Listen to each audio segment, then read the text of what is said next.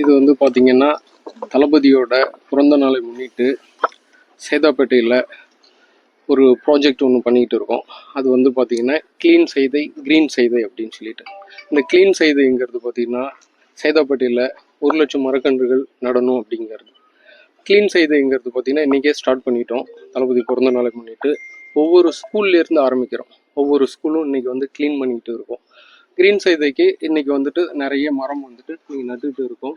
நிறையா ஃபுல்லாகவுமே பார்த்தீங்கன்னா வாலண்டியர்ஸ் முழுக்க வாலண்டியர்ஸோடு சேர்ந்து இந்த பொதுமக்களோடு சேர்ந்து இந்த க்ரீன் செய்தை ப்ராஜெக்டும் செஞ்சுட்டு இருக்கோம்.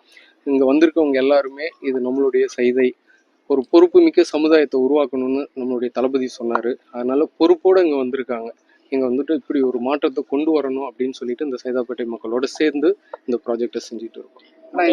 மொத்தம் எத்தனை மரங்கள் நடப்படுது, எந்தெந்த வகையான மரங்கள் நடப்படுது?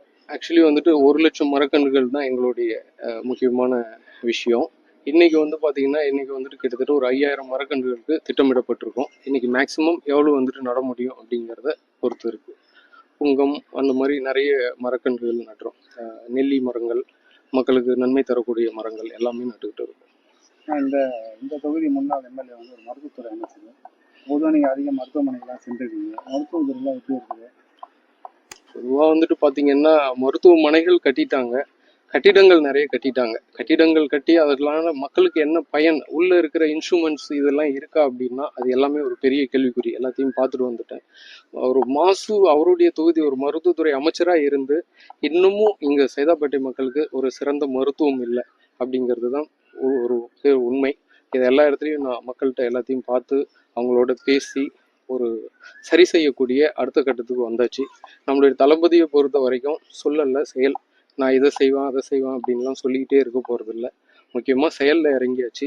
இந்த சைதாப்பேட்டை மக்கள் இந்த சைதாப்பேட்டை வந்து தமிழகத்துக்கே ஒரு முன்னோடி தொகுதியாக இது வந்து மாறும். ஒட்டுமொத்த இந்தியாவும் திரும்பி பார்க்கக்கூடிய ஒரு அளவுக்கு இந்த சைதாப்பேட்டையை நாங்கள் மாற்றுவோம். அதே போல் இப்போ சைதாப்பேட்டை மருத்துவமனையில் தான் புதிய மருத்துவர்கள் இல்லைன்னு சொல்லிட்டு அப்படியே புகார்கள் அதிகப்படியாக வந்தது. இப்போ நீங்கள் வந்து சட்டமன்ற உறுப்பினர் இருக்கீங்க. இப்போ இந்த சமயத்தில் வந்து அங்கே மருத்துவர்களுக்கு நியமிக்க நீங்கள் அதற்கான சிறப்பு ஏற்பாடுகள் வந்துட்டு சிறப்பாக திட்டமிடப்பட்டு நடந்துக்கிட்டு இருக்குது. இன்னும் ஓரிரு தினங்களில் சரி செய்யப்படும்.